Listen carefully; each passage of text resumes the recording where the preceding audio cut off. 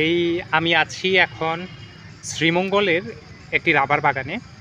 তো রাবার বাগানে এসে যেই জিনিসটা আমি প্রথম জানলাম এবং দেখলাম যে রাবার গাছেরও ফল হয়। ৩ দিকে মাথা থাকে, এইদিকে এক মাথা, এদিকে এক মাথা, এদিকে এক মাথা, ৩ দিকে মাথা থাকে এইগুলোর। তো যাই হোক, এই ফলটা আমি প্রথমে ভাবছি কামড় দিব কিনা, অনেক শক্ত। কামড় দিলে যদি আমার দাঁত নষ্ট হয় সেই ভয়েও আছি, বিশেষ করে যদি তিতা বা বিষাক্ত হয়। তবু আমি একটু চেষ্টা করব যে আসলে এটা কেমন। আমার অনেক বেশি কৌতূহল হচ্ছে এইটা কেমন সেটা জানার জন্য, তাই জন্য দেখি।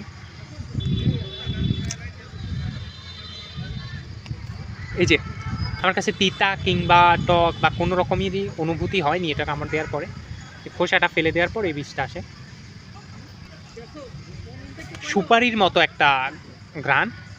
এটার যে গন্ধটা না সুপারির মতো, এবং ভিতরের গুড়টা হচ্ছে যে সুপারি যেরকম না উপরে খোসাটা ছাড়ালে যেরকম থাকে